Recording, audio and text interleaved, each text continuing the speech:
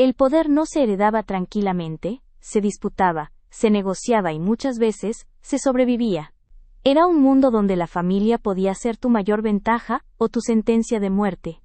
Y dentro de ese sistema nació una mujer que aprendería desde muy joven que no bastaba con pertenecer al poder. Había que entenderlo, manipularlo y si era necesario, imponerse sobre él. Su nombre era Agripina, la menor, hija de un héroe, hermana de un emperador, y madre de uno de los hombres más temidos de Roma, Nerón. Pero antes de todo eso, fue una niña que creció en el lugar más peligroso del mundo antiguo.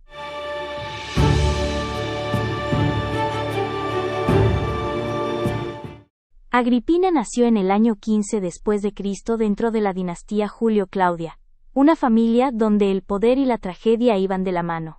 Era hija de Germánico, un general brillante, querido por el ejército y por el pueblo, un hombre que muchos consideraban el verdadero heredero del imperio. Pero en Roma, ser demasiado querido podía ser peligroso. Cuando Germánico murió en circunstancias sospechosas, comenzaron los rumores de envenenamiento, y con su muerte no solo desapareció un líder, también una posibilidad política que incomodaba a muchos. Su madre Agripina la Mayor, no aceptó el silencio, denunció, confrontó al poder imperial, y pagó el precio. Fue exiliada, perseguida y finalmente murió lejos de Roma. Agripina creció viendo cómo el sistema destruía incluso a quienes estaban dentro de él, y aprendió algo fundamental. En Roma no existía la justicia, solo el control.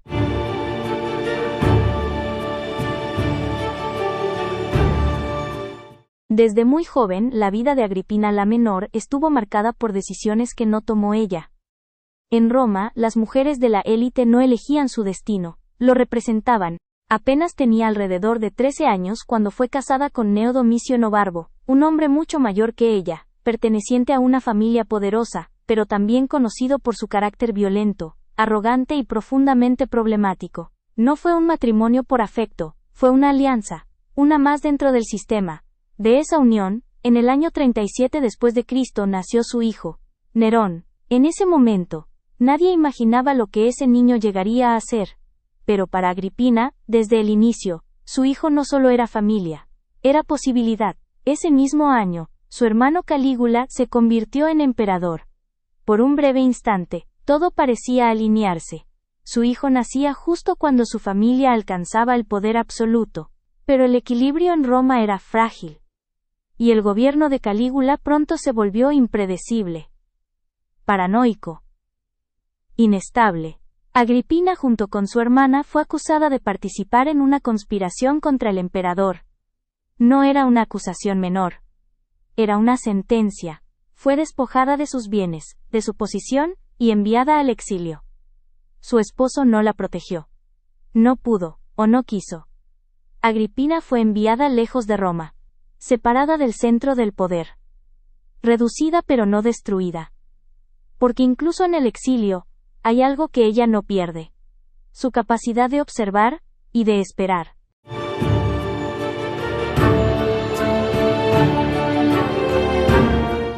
En el año 41 después de Cristo todo cambió nuevamente.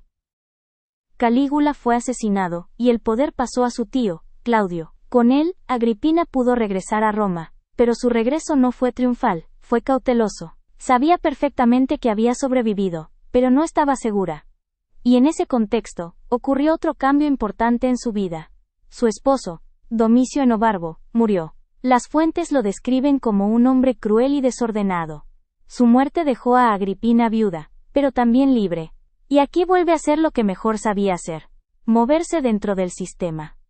Se casó nuevamente, esta vez con Gayo Salustio Crispo Pacieno, uno de los hombres más ricos de Roma. Este matrimonio no fue casual, fue estratégico. Le devolvió estabilidad económica, influencia, y cercanía con el poder. Pero este segundo esposo también murió. Y como ocurre muchas veces en la historia de Agripina, las circunstancias levantaron sospechas. No hay pruebas concluyentes. Pero sí un patrón. Agripina avanzaba, siempre avanzaba.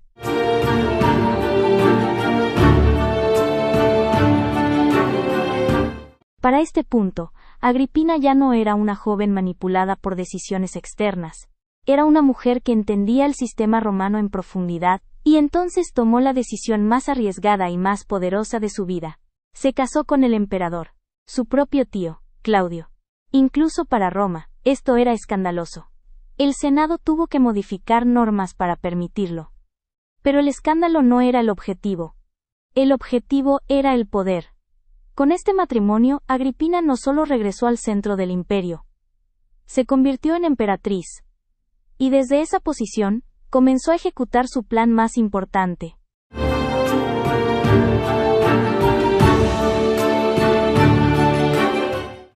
Agripina no estaba interesada únicamente en el presente. Pensaba a largo plazo. Su hijo, Nerón, debía convertirse en emperador. Pero había un problema. Claudio ya tenía un hijo, británico, el heredero natural. Así que Agripina comenzó a intervenir. Convenció a Claudio de adoptar a Nerón. Lo posicionó en la corte y lo rodeó de figuras clave como Séneca, el menor, quien sería su tutor. Construyó su imagen pública. Mientras tanto, Británico fue desplazado poco a poco. No eliminado de inmediato, pero sí apartado. Invisible. Agripina no actuaba con impulsividad, actuaba con precisión.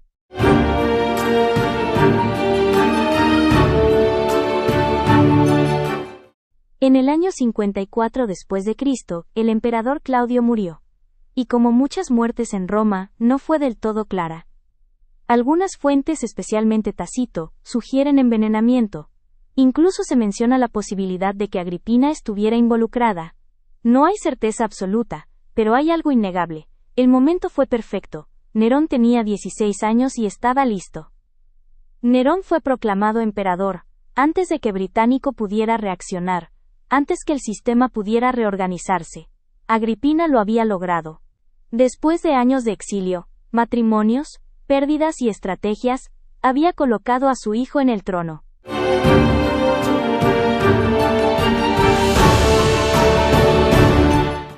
Durante los primeros años del reinado de Nerón, el poder no estaba realmente en él. Estaba en su entorno y especialmente, en su madre. Agripina participaba activamente en la política. Recibía delegaciones, tomaba decisiones, aparecía en monedas oficiales. Era, en la práctica, una cogobernante. Algo completamente extraordinario en Roma, pero también profundamente peligroso, porque ese tipo de poder no se tolera por mucho tiempo.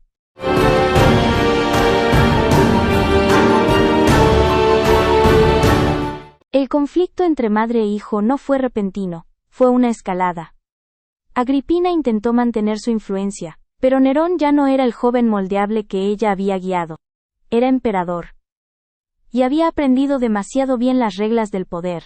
Aprendió de ella cómo manipular, cómo anticiparse, cómo eliminar amenazas, y ahora aplicaba ese conocimiento contra quien se lo enseñó. Primero la apartó de las decisiones, luego la aisló políticamente, y finalmente comenzó a verla como lo que en Roma siempre se elimina: un riesgo. Agripina no se retiró, no desapareció, no aceptó perder poder fácilmente. Y eso selló su destino.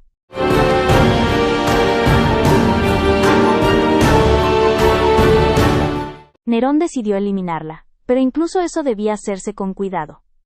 Primero intentó un plan sofisticado, un barco diseñado para colapsar y provocar un accidente, pero Agripina sobrevivió, nadó hasta la orilla, regresó, y con eso destruyó la posibilidad de un final discreto.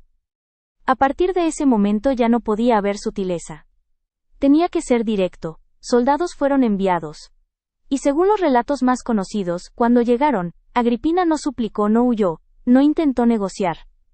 Señaló su vientre, el mismo que había dado vida al emperador, y dijo: golpea aquí.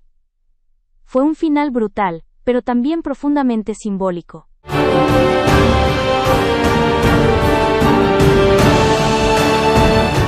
Gran parte de lo que sabemos sobre Agripina proviene de autores como Tácito y Suetonio. Pero sus relatos no son neutrales. Fueron escritos por hombres, en una cultura que veía con sospecha a cualquier mujer que ejerciera poder político. Agripina ha sido descrita como manipuladora, ambiciosa, peligrosa, pero esas mismas características rara vez se cuestionan en los hombres que hicieron exactamente lo mismo. La pregunta no es solo quién fue Agripina, sino cómo la historia decidió recordarla. Agripina no fue una reina, no fue emperadora, pero entendió el poder mejor que muchos que sí lo fueron. Lo utilizó, lo moldeó y durante un tiempo, lo dominó. Pero en Roma, el poder nunca es estable, nunca es seguro, y nunca se comparte sin consecuencias. Su historia no es cómoda, no es ejemplar, pero es profundamente reveladora. Porque antes de que el poder femenino fuera reconocido, hubo mujeres que lo ejercieron sin permiso. Y en esa historia, ella fue primero.